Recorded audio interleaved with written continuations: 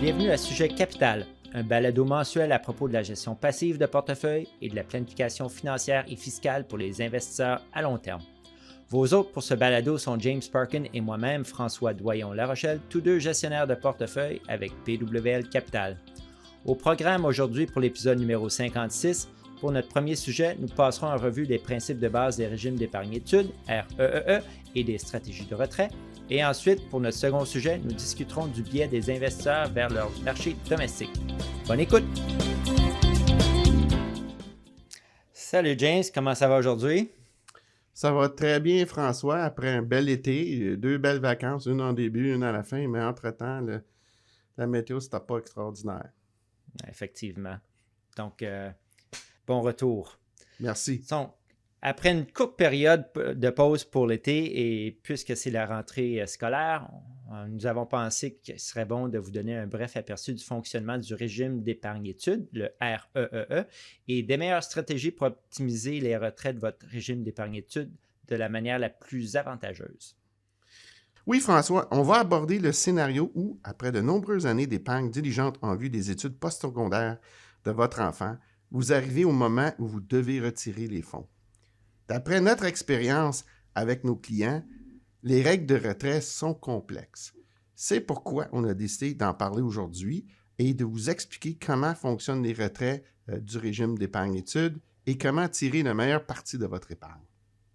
Oui, je pense que le fait de ne pas comprendre parfaitement comment fonctionnent les retraits du régime épargne-études ajoute aussi au stress de voir nos enfants ou les enfants commencer une nouvelle étape de leur vie. Donc, mais avant ça, avant d'aborder les règles et les stratégies de retrait, je vais vous donner un bref aperçu du fonctionnement du REEE. Le REEE est un compte d'épargne fiscalement avantageux qui sert à financer les études postsecondaires d'un enfant. On recommande normalement d'ouvrir un REEE le plus tôt possible après la naissance de l'enfant. Il ne faut pas oublier de demander le numéro d'assurance sociale car il est essentiel pour l'ouverture du compte. François, je pense qu'il est important de noter que pour nos auditeurs qu'ils peuvent attendre avant d'ouvrir un régime d'épargne-études. Mais ce n'est pas l'idéal. On veut que la magie de l'intérêt composé opère le plus rapidement possible sur les cotisations, mais en plus, les généreuses subventions qu'ils vont recevoir de la part des gouvernements. Les parents de jeunes enfants, on le sait, ont de nombreuses priorités concurrentes pour leur revenu après impôt.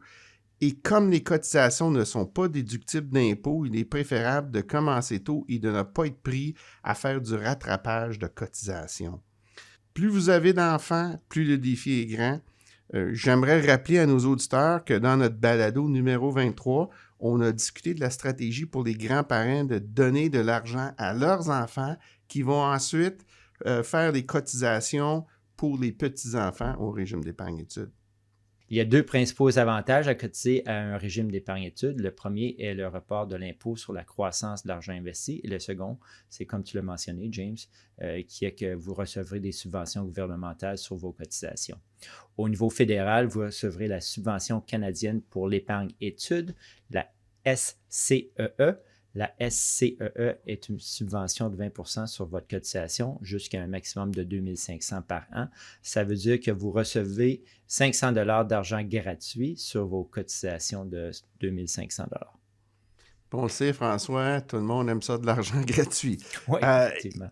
D'autres provinces offrent également des subventions. Ici au Québec, des cotisations vont avoir une subvention additionnelle de 10% venant du provincial, en supposant que vous versiez la cotisation maximale de 2 500. Donc, aux 500 $ que tu as mentionné du fédéral, François, on ajoute le 250 du gouvernement du Québec, donc 750 $ sur le 2 500 de contribution. Ouais. Ces subventions seront directement déposées au régime d'épargne-études. Vous pouvez considérer les subventions comme un retour immédiat d'à peu près 30% sur votre investissement. Il existe également d'autres types de subventions pour les familles à faible revenu, mais on n'a pas le temps d'aborder tout ça aujourd'hui. Oui, 20 à 30% de rendement là, sur ton investissement, c'est costaud. Il faut aussi mentionner qu'il y a un plafond de cotisation à vie de 50 000 $ par bénéficiaire et un plafond de subvention à vie de 7 200 au niveau fédéral et de 3 600 de la part du gouvernement du Québec. Ces subventions sont disponibles jusqu'à la fin de l'année civile où le bénéficiaire atteint l'âge de 17 ans. Par contre, étant donné que la SCEE a été conçue pour encourager l'épargne à long terme en vue des études postsecondaires, je recommande de ne pas attendre que l'enfant ait 16 ou 17 ans pour ouvrir un REEE et verser des cotisations parce que vous pourriez ne pas remplir les conditions requises pour recevoir la SCEE. Moi, j'ajouterais à ça, François, qu'il est important de souligner que si vous ne pouvez pas cotiser la totalité des 2500 au cours d'une année pour maximiser les subventions gouvernementales, les cotisations non maximisées peuvent être faites au cours des années suivantes. Donc, on peut faire du rattrapage, mais il y a des limites. Alors, il faut faire attention au fait qu'au cours d'une année, on ne peut recevoir qu'un maximum de 1 000 de subventions du fédéral et 500 au niveau du gouvernement du Québec. Donc, la contribution maximale dans une année admissible à une subvention s'élève à 5 000 donc comme 2 années dans une. Oui, tout à fait. OK, maintenant qu'on a couvert les règles de base du REEE en ce qui concerne les cotisations, on va maintenant discuter de comment retirer les fonds de la manière la plus efficace sur le plan fiscal lorsque l'enfant commence des études postsecondaires. Bon, nos auditeurs doivent savoir que pour retirer des fonds d'un régime d'épargne-études de façon fiscalement avantageuse, il faut une planification minutieuse. Mm-hmm. Vous devez vous assurer de bien comprendre les règles de retrait maximales du régime et la situation fiscale du bénéficiaire pendant les années où vous prévoyez faire des retraits. En fin de compte, vous voulez éviter que le bénéficiaire ait à payer des impôts trop élevés sur les retraits imposables. Vous devez également veiller à optimiser les retraits des subventions pour que chaque bénéficiaire, avant qu'ils ne terminent leurs études, sinon vous risquez de devoir rembourser les subventions gouvernementales. Oui, tout à fait. D'abord, vous devez comprendre que le montant accumulé dans les régimes d'épargne-études pour chaque bénéficiaire appartient à 3 catégories différentes. La première catégorie se compose de vos cotisations, c'est-à-dire l'argent que vous avez mis dans le régime. Le deuxième panier est celui des subventions, qu'elles proviennent du gouvernement fédéral ou dans certains cas, comme l'a mentionné, le gouvernement provincial ici au Québec. Et le dernier et troisième panier, c'est les revenus accumulés. Ça, c'est la croissance à l'abri de l'impôt sur vos cotisations et sur les subventions. Puis ça se compose là, des gains en capital, des dividendes puis de l'intérêt. Étant donné que ces 3 paniers, François, sont imposés différemment, pour nos clients, on crée un chiffrier Excel pour chaque bénéficiaire afin précisément de déterminer le montant accumulé dans chacun de ces 3 paniers-là. Fait que vraiment, ça nous permet d'élaborer la stratégie de retrait optimale sur le plan financier et fiscal. Oui. Pour commencer à retirer des fonds d'un régime d'épargne-études, l'enfant doit présenter une preuve d'inscription à un programme d'études admissible à temps plein ou à temps partiel dans une université, un collège ou un autre établissement d'enseignement désigné. On devrait ajouter à ça, François, qu'avant de commencer à retirer des fonds, le souscripteur doit confirmer avec le bénéficiaire le nombre d'années pendant lesquelles il a l'intention de poursuivre ses études et d'estimer le coût annuel total nécessaire pour l'obtention de son diplôme. Le souscripteur doit également discuter des revenus estimés que le bénéficiaire gagnera chaque année grâce à son travail ou à des programmes de stage. Oui, ça fait partie de la planification là, avant de faire les retraits. C'est un très bon point. Puis lorsque vous retirez de l'argent du régime d'épargne-études, il y a 2 types de retraits. Il y a les retraits pour études postsecondaires, EPS, l'acronyme, qui est essentiellement un retrait de vos cotisations. Ça, ce n'est pas imposable.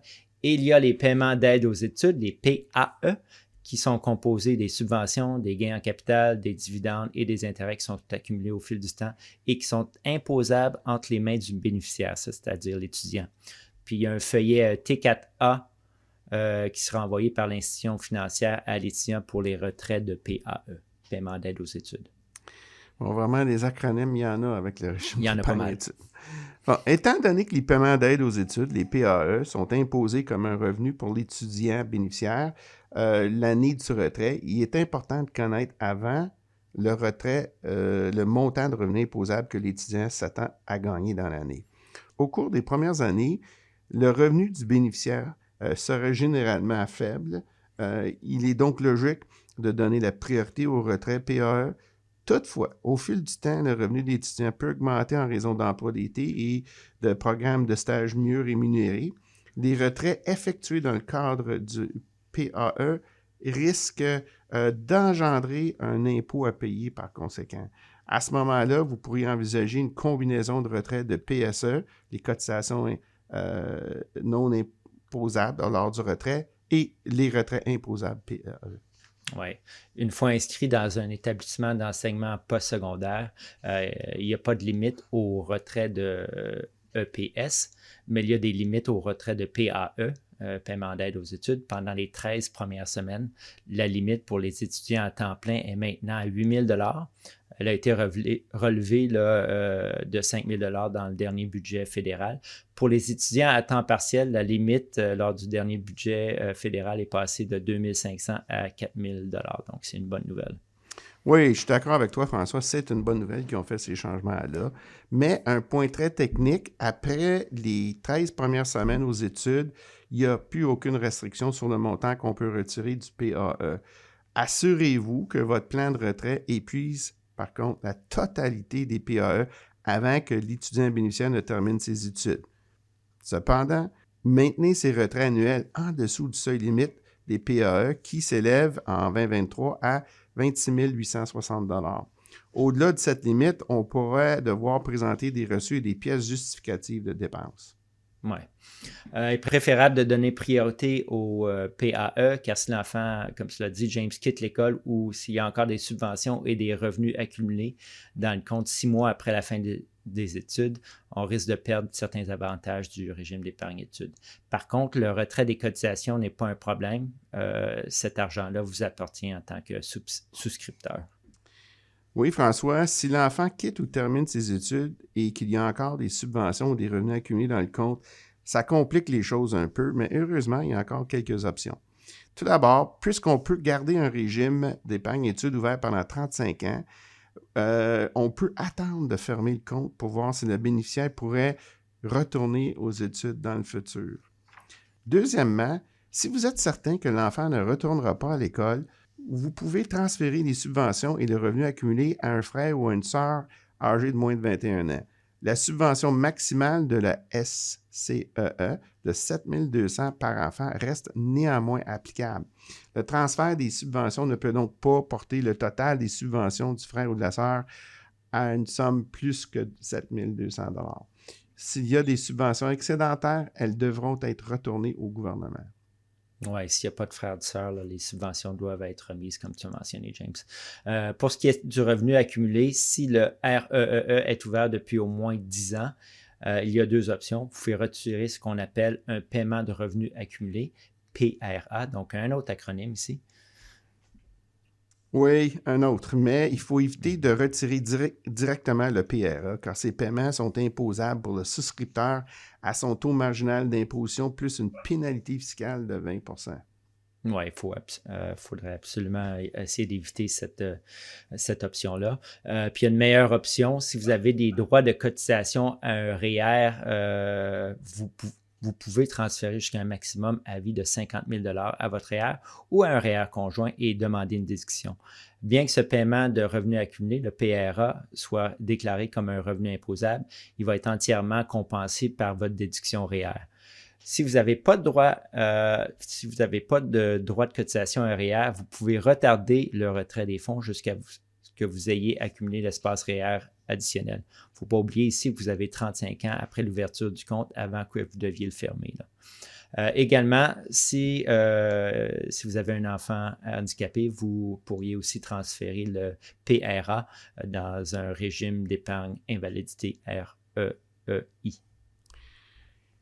Donc, comme on a dit au début, François, les règles sont complexes et nos auditeurs sont maintenant en mesure d'apprécier que vraiment, il faut planifier minutieusement avant de faire des retraits.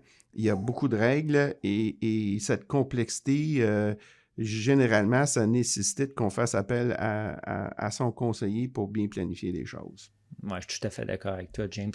Je pense qu'on a couvert l'essentiel, mais j'ai deux petites choses ici à ajouter. Premièrement, lorsque vous vous approchez du moment où vous devrez retirer des fonds du régime d'épargne études, pensez à réduire le niveau de risque de vos investissements afin de protéger les actifs dans le portefeuille.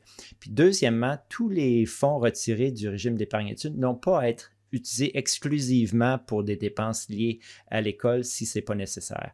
Au moment des retraits, les enfants seront devenus des jeunes adultes et les fonds excédentaires pourraient être placés dans leur CELI ou maintenant dans le CELIAP dans le but de la retraite ou pour l'achat d'une maison. OK, on va passer à notre deuxième sujet pour aujourd'hui. Puis le sujet, c'est le biais des investisseurs vers leur marché domestique. Comme nos auditeurs réguliers le savent, nous vivons dans un nouveau monde de taux d'intérêt plus élevés. Ce nouvel environnement de taux d'intérêt a un impact sur tous les investisseurs quant à l'allocation de leur portefeuille. Dans notre podcast numéro 53, on a abordé le sujet du portefeuille 60% actions et 40% obligations comme point de départ pour définir votre allocation d'actifs à long terme. Et aujourd'hui, on va se pencher sur la composante actions de votre portefeuille et plus particulièrement sur le degré d'exposition aux actions mondiales que vous devriez avoir. Donc, James, c'est quoi ton opinion sur le sujet? Oui, mais François, la première chose, c'est de prendre la décision vraiment qu'on veut investir dans les actions à l'échelle mondiale. Je devrais aussi souligner pour nos auditeurs, François, que nos opinions qu'on a sur le sujet, vraiment, c'est pour établir l'allocation d'actifs à long terme. Ce n'est pas des commentaires tactiques court terme qu'un marché est meilleur que l'autre ou un rendement à court terme espéré qui va être plus élevé. Donc, ce n'est pas du market timing entre les classes de catégories d'actions. Oui, bien dit, James. Alors, l'étape suivante, vraiment, c'est de déterminer la répartition appropriée. Donc, si on a décidé qu'on va avoir 60% en actions ou 80%, bien, quel pourcentage va être investi dans les actions canadiennes, les actions américaines, puis ensuite les actions internationales des pays développés et des marchés émergents. Donc, la méthode d'allocation standard, François, pour les allocations mondiales, consiste à investir proportionnellement en fonction de la capitalisation boursière qui est en fait le poids de la valeur globale des actions dans chaque pays. Cette méthode suppose que les marchés sont efficients et que les prix des actifs reflètent toutes les informations disponibles et les attentes des investisseurs. Oui, mais dans la pratique, la plupart des investisseurs du monde développé affichent un fort biais vers les actions domestiques et les surpondèrent par rapport à la capitalisation boursière mondiale. Les données récentes indiquent que le Canada représente seulement 3,4% de la capitalisation boursière mondiale. James, mais comment est-ce que les Canadiens investissent? Oui, justement, François, Vanguard a publié cet été un papier de recherche sur le biais domestique canadien intitulé « A Case for Global Diversification », citant les données du Fonds monétaire international. Dans ce papier de recherche, il est indiqué que les investisseurs canadiens ont alloué 52,2% de leur allocation totale en actions à des actions canadiennes, ce qui représente une surpondération de 15 fois la pondération réelle de 3,4% que tu as mentionné. Mm-hmm. Oui, malgré les avantages de la diversification d'un portefeuille à l'échelle mondiale, la préférence nationale est très forte chez les investisseurs canadiens, comme tu viens de le mentionner. Est-ce que c'est la même chose pour les investisseurs hors Canada? Oui, tout à fait. Le document de Vanguard contient un graphique super intéressant qui montre que la préférence pour le marché domestique est un phénomène observé à l'échelle mondiale. En fait, il démontre que les Américains ont une préférence encore plus élevée pour leur marché domestique à 79,4% par rapport à un poids global de 65,5%, tandis que les investisseurs britanniques, eux, ont une préférence beaucoup plus faible à 26,3%, mais ce par rapport à leur poids global de 4,2%. Dans les pays développés d'Europe, ce pourcentage est de 53,6% contre 18,2% du marché mondial. Encore une fois, il y a un biais vers son marché domestique et c'est un phénomène à l'échelle globale dans les pays développés. Oui, c'est un très bon graphique, c'est très intéressant ça. Sur la base de ce graphique-là, on peut affirmer que les investisseurs de la plupart des pays développés surpondèrent considérablement leurs actions domestiques par rapport au poids de la capitalisation boursière de leur pays dans un indice d'actions diversifiées à l'échelle mondiale. Si le poids de la capitalisation boursière de chaque pays est un bon point de départ, je pense que plusieurs autres facteurs essentiels doivent être pris en compte pour décider de l'allocation aux actions internationales. Je pense que les investisseurs doivent évaluer plusieurs facteurs avant de prendre une décision, telle que la réduction de la volatilité, les rendements attendus, les coûts de mise en œuvre. Il y a aussi des considérations fiscales, aussi que leurs propres objectifs et leur capacité à prendre des risques. OK, François, une façon d'évaluer les avantages espérés de la diversification d'actions internationales, c'est d'analyser l'impact sur la volatilité du portefeuille dans son ensemble. Donc, par ça, je veux dire, on peut simuler la volatilité quand on ajoute des tranches d'allocation en actions internationales à un portefeuille d'actions domestiques. Vanguard a également publié un papier de recherche sur ce sujet aux États-Unis en 2021 intitulé Global Equity Investing, The Benefits of Diversification and Sizing Your Allocation. Donc, les avantages de diversification et prendre sa décision sur combien on veut pondérer en actions internationales. Donc, eux, ils se sont basés dans ce rapport-là sur des données se terminant le 30 septembre 2020. Donc, c'est un peu différent du papier canadien qui est basé sur des données de 2022. Dans ce papier américain, Vanguard rapporte, puis je cite, que sur chaque marché que nous avons examiné, notre analyse a montré que la volatilité était plus faible avec une allocation en actions internationales entre 35 et 55 %. Si cette observation peut aider les investisseurs à déterminer la combinaison appropriée d'actions nationales et internationales, la réduction sur la volatilité n'est pas le seul facteur à prendre en compte, ils disent. Alors, pour nos auditeurs, j'aimerais souligner que ce papier a été rédigé à l'intention d'investisseurs américains, puis peut-être les investisseurs à l'échelle globale. Mais la situation est différente pour les investisseurs canadiens, selon nous. De là, l'importance du papier qu'ils ont produit cette année, qui est de Vanguard Canada. Et ce papier a été publié en juillet de cette année et ça démontre que la volatilité du portefeuille pour un investisseur canadien diminue à mesure que la part des actions internationales augmente jusqu'à 70 %. Puis, ça commence à diminuer progressivement.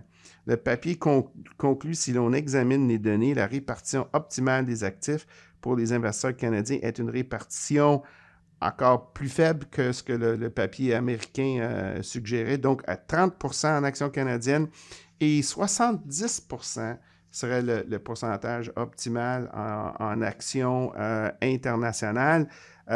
Encore une fois, selon ce rapport-là, ça a démontré que ça a minimisé la volatilité à long terme du portefeuille. Oui, j'aimerais souligner ici que dans nos portefeuilles, de modèle d'action, on alloue 20 % au Canada, 50 % au marché américain et 30 % aux marchés internationaux.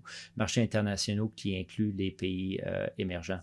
Si on enlève notre billet domestique de 20 % pour le Canada, les 80 % qui restent reflètent approximativement, c'est ce qu'on vise, les pondérations de la capitalisation boursière mondiale. Moi, j'ajouterais à ça, François, que le marché canadien a toujours été plus volatile que le marché mondial sans que le rendement n'augmente pour autant. Donc, c'est vraiment une mauvaise affaire pour les investisseurs d'être surpondérés en actions canadiennes et la raison évidente pour laquelle on voudrait ajouter une allocation importante en actions américaines et internationales. Oui, selon la théorie moderne du portefeuille, la diversification la plus grande possible est ce qui est le plus efficace pour réduire le risque. Donc, en théorie, votre portefeuille devrait reproduire les pondérations géographiques du marché boursier mondial. Sur une note positive, François, l'étude de Vanguard montre que les investisseurs canadiens et ceux des autres pays développés ont peut-être pris conscience des avantages de la diversification mondiale, comme le démontre la baisse de la préférence pour les actions domestiques entre 2012 et 2022. Oui, effectivement, James Vanguard souligne également que les actifs des fonds de pension mondiaux au cours des 2 dernières décennies démontrent une diminution importante du degré de préférence pour les actions domestiques. Plus précisément, là, le poids moyen des actions domestiques est passé de 67,1 % en 2002 à 37,7 % en 2022 en Australie, au Canada, au Japon, aux Pays-Bas, en Suisse et au Royaume-Uni. Au cours de la dernière décennie, les données démontrent que les États-Unis ont eu l'allocation la plus importante en actions domestiques, tandis que le Canada, le Japon et la Suisse ont eu l'allocation la plus faible. Ben, François, on a juste à regarder les grands fonds de pension canadiens pour voir comment ces investisseurs, parmi les plus sophistiqués à l'échelle mondiale, répartissent les actifs qu'ils gèrent. Investissement RPC, qui gère un fonds de 570 milliards pour le régime de pension du Canada. Donc, pour tous ceux à l'extérieur du Québec, c'est le régime de pension du Canada. Oui. Et eux ne divulguent pas la répartition géographique de leur portefeuille d'actions publiques de 135 milliards. Par contre, au 31 mars de cette année, à la fin de son année fiscale, seulement 14% des actifs nets totaux étaient investis au Canada. Donc, imaginez, c'est pas très connu au Canada qu'on 86% du 570 milliards est investi à l'extérieur du Canada. C'est beaucoup d'argent. Ça se rapproche du 3,4 % de capitalisation boursière. Ben, C'est plus près, là. effectivement, c'est une grosse décision stratégique. La Caisse de dépôt, en contrepartie, gestionnaire du régime de rente du Québec, entre autres régimes, avait seulement 21% de son portefeuille d'actions de marché public investi au Canada à la fin de 2022. Donc, ça se rapproche à notre 20% à nous. Donc, tout ceci sur un actif net de 402 milliards total. Oui. Il y a plusieurs raisons pour lesquelles un investisseur peut préférer acheter des actions domestiques, mais ça se résume généralement à une simple familiarité. On a l'habitude d'entendre les noms là, dans notre entourage puis dans les médias. La préférence pour les actions domestiques est par contre un obstacle sérieux à la diversification des portefeuilles, ce qui est la clé de la réduction du risque. C'est particulièrement le cas ici au Canada parce qu'une poignée d'entreprises et 3 secteurs seulement dominent le marché des actions. François, c'est tout à fait juste, mais Vanguard, dans son papier canadien, indique que les 10 plus grands titres au Canada représentent près de 37% de l'indice boursier canadien. En revanche, les 10 plus grands titres du marché mondial représentent 16% de ceux-ci. Fait que c'est toute une différence. En ce qui concerne la concentration sectorielle, le Canada est fortement surpondéré dans les services financiers, nos grandes banques, entre autres l'énergie et les matériaux, et par rapport aux pondérations du marché mondial. Et le marché canadien est aussi sous-pondéré dans les technologies d'information, les soins de santé et les biens de consommation discrétionnaires. Puis c'est par des grosses marges de différence. Oui, tout à fait. C'est des gros pourcentages. Morningstar a également publié récemment, James, un rapport intitulé « The Canadian Equity Market Isn't as Canadian as it went once ». Le marché canadien est moins canadien qu'il a déjà été, si je peux me permettre de traduire. Selon l'étude annuelle de Morningstar Indexes, seulement 48% des revenus du marché des actions canadiennes proviennent du marché intérieur.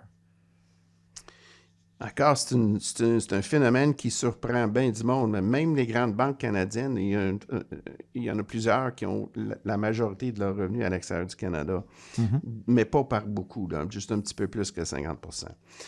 Toujours selon Morningstar, les entreprises canadiennes, comme beaucoup d'autres marchés boursiers développés, ont mondialisé leurs sources de revenus. Le Canada est semblable aux États-Unis, au Japon, à l'Australie et à la plupart des pays d'Europe occidentale en ce qu'il est devenu moins national. Donc, malgré la pandémie, je pense qu'on peut affirmer, François, et même en dépit des troubles géopolitiques, la mondialisation ne semble pas s'inverser. Oui, puis Morningstar ajoute, puis je cite encore, les marchés émergents, je recommence, Morningstar ajoute, puis et je cite, les marchés émergents, au premier rang desquels se situe la Chine, tendent à être plus domestiques dans leurs sources de revenus. Il y a 2 exceptions ici parmi les marchés émergents, c'est la Corée du Sud et Taïwan qui tirent la plupart de leurs revenus de l'étranger. Il s'agit là, de la Corée du Sud et Taïwan de fortes composantes technologiques. Les revenus internationaux de la Corée du Sud sont largement tirés par Samsung Electronics, un leader mondial des smartphones, des semi-conducteurs, de téléviseurs, etc. Et l'indice Morningstar Taiwan est dominé par Taiwan Semiconductor, le plus grand fabricant mondial de puces électroniques. Donc, ce que je retiens, François, c'est qu'à mon avis, les sources de revenus des entreprises sont de plus en plus mondialisées, en partie parmi les marchés développés. Je crois que ça peut expliquer l'augmentation des corrélations entre le marché des actions développées, François. Oui, mais d'un autre côté, est-ce que les multinationales domestiques peuvent fournir une diversification mondiale suffisante comme alternative à l'achat d'actions mondiales? Pas nécessairement. Selon moi, François, la question classique que certains investisseurs se posent est appropriée Mais l'idée est que, étant donné que de nombreuses grandes entreprises nationales génèrent une part importante de leurs revenus à partir d'opérations à l'étranger, les avantages de la diversification mondiale, on peut supposer, se reflètent déjà dans la performance des actions domestiques. Mais nous, on n'accepte pas cette thèse ou cette façon de penser, en particulier pour les investisseurs canadiens. Comme on l'a déjà mentionné plus tôt, notre marché boursier est considéré comme un pari à 3 secteurs avec des niveaux de concentration très, très élevés. Oui, je suis d'accord avec toi, James, pour plusieurs raisons. Premièrement, se concentrer simplement sur les entreprises domestiques signifie qu'un investisseur n'a aucun intérêt financier dans les principales entreprises mondiales. Deuxièmement, l'histoire des marchés des capitaux tend à démontrer que l'exposition de devises étrangères aide à diminuer la volatilité du portefeuille. Enfin, comme tu l'as mentionné aussi, James, un portefeuille composé uniquement d'entreprises domestiques aura probablement des expositions sectorielles moins bien diversifiées qu'un portefeuille d'actions diversifié à l'échelle mondiale. Là. Tu as soulevé un bon point, François, concernant l'exposition de devises. Les investissements sur les marchés étrangers exposent l'investisseur aux fluctuations des taux de change, mais les monnaies n'ont pas de rendement intrinsèque. Ils n'offrent pas de rendement précisément, ni de coupons d'intérêt, ni de croissance des bénéfices comme les actions. Par conséquent, à long terme, l'exposition aux devises n'affecte que la volatilité des rendements. Lorsque nous construisons des portefeuilles, nous prenons en compte dans notre décision de couverture de change un certain nombre de facteurs, notamment la contribution des devises à la volatilité du portefeuille, ensuite la corrélation des devises avec l'actif sous-jacent et finalement la tolérance au risque des investisseurs. Oui, il faut faire attention ici parce que la fluctuation des devises peut être un facteur de risque important, surtout pour les titres à revenus fixes. De ce côté-là, nous, on privilégie d'avoir des fonds à revenus fixes diversifiés à l'échelle mondiale, mais qui ont une couverture pour le change étranger. Du côté des actions internationales, la volatilité des devises ajoute un élément de diversification, comme tu l'as mentionné, James, mais surtout sur le long terme. Là. Oui, je suis d'accord avec toi, François. Maintenant, je vais conclure pour nos auditeurs. Pour nous, les investisseurs canadiens devraient envisager d'avoir une part importante de leur portefeuille en actions américaines et internationales, encore une fois, dans leurs décisions stratégiques à long terme, pour déterminer le montant à répartir entre les actions domestiques, américaines et internationales. La pondération en fonction de la capitalisation boursière mondiale continue un point de départ utile pour prendre une décision. En pratique, on suggère une allocation aux actions américaines et mondiales inférieure à ce point de départ, notamment pour refléter plusieurs considérations comme la réduction de la volatilité, les coûts d'implantation, les considérations fiscales, les effets des taux de change, la réglementation et finalement leurs propres préférences. Excellent. Excellent. Merci, James. Je pense qu'on a fait le tour du sujet. J'espère que nos auditeurs vont trouver ça intéressant. Donc, merci encore, James, d'avoir partagé ton expertise et ton savoir. Ça m'a fait un grand plaisir, François. Eh bien, c'est tout pour ce 56e épisode de Sujet Capital. Nous espérons que vous avez aimé. N'hésitez pas à nous envoyer vos questions et suggestions. Vous pouvez nous joindre par courriel à sujetcapital@pwlcapital.com. De plus, si vous aimez notre podcast, partagez-le avec vos amis et votre famille. Si vous n'êtes pas abonné, faites-le s'il vous plaît. Encore une fois, merci d'être à l'écoute et joignez-vous à nous lors de notre prochain épisode à paraître le 26 octobre. Merci, à bientôt.